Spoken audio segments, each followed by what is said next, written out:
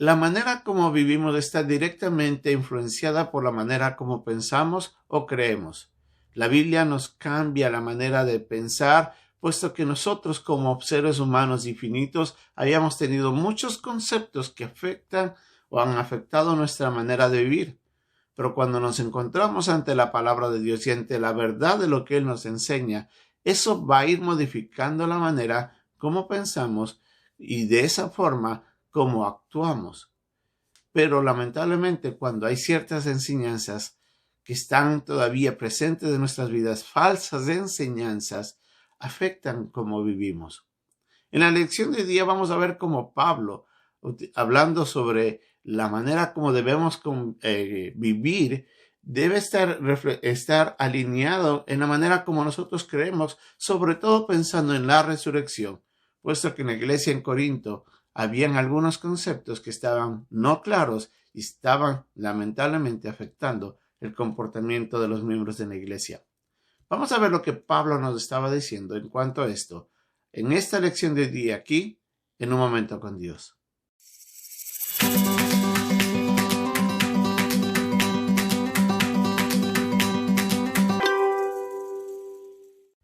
Recordemos que la carta a los Corintios, en este capítulo 15, Pablo está enseñando sobre la resurrección y lo que esto representa.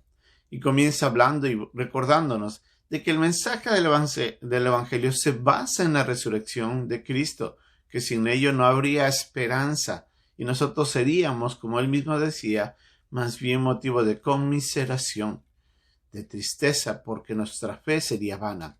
Pero la verdad es que no es así. La Biblia nos confirma una y otra vez de que el mensaje del Evangelio está basado en la resurrección de Cristo, un hecho real, un hecho que no puede negarse y que el mismo Señor ya lo había declarado antes de que esto sucediera.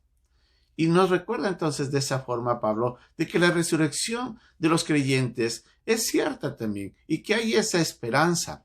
Lo que aparentemente sucedía en la iglesia en Corinto es que había tal vez una mala enseñanza que se estaba presentando e introduciéndose dentro de la iglesia. Algunos estaban pensando de que no había resurrección y de esa manera decían entonces, si no va a haber nada después de esta vida, ¿para qué nos enfrentamos a vivir una vida santa aquí si todo termina aquí? Y lamentablemente esas malas conversaciones, como él decía, estaban corrompiendo las buenas costumbres. Y por eso les dice, no erréis, tengan mucho cuidado de eso. Pablo, haciendo mención a la resurrección, les decía, déjenme decirles de que la manera como yo vivo es pensando en ello, porque si no hubiera resurrección, entonces comamos y bebamos, que mañana moriremos. Dando de esta manera, de una forma cínica, diciéndoles a ellos, si ustedes creen que esto es verdad, no lo hagan así. La verdad es que tenemos que vivir en función o alineados a lo que creemos. Por eso decía Pablo, y es uno de los versículos un poco complejos de entender, cuando él decía, ¿cómo puede ser posible entonces que algunos de los hermanos estén bautizando por aquellos que han muerto? Y lo que más probablemente Pablo estaba queriendo decir es que mucha gente se estaba bautizando al ver el buen testimonio de aquellos que ya habían muerto y que habían dejado una vida provechosa en cuanto a ser testigos de Cristo. Y la gente miraba su comportamiento y decía, mira cómo esa persona vivió. Y eso los motivaba a buscar del Señor y bautizarse.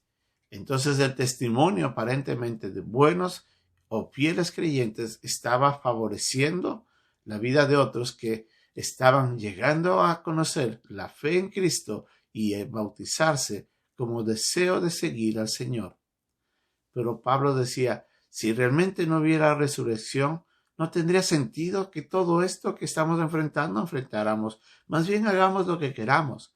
Y él mismo decía, yo estoy sufriendo dificultades, yo he enfrentado problemas y da el ejemplo, como lo pasé en Éfeso, recordándoles a ellos de que él también está pasando dificultades por vivir en la fe.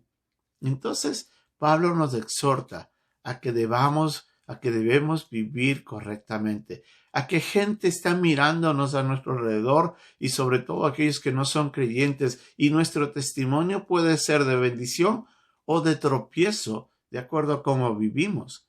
Y nosotros tenemos que vivir en función de lo eterno, en función de lo que creemos.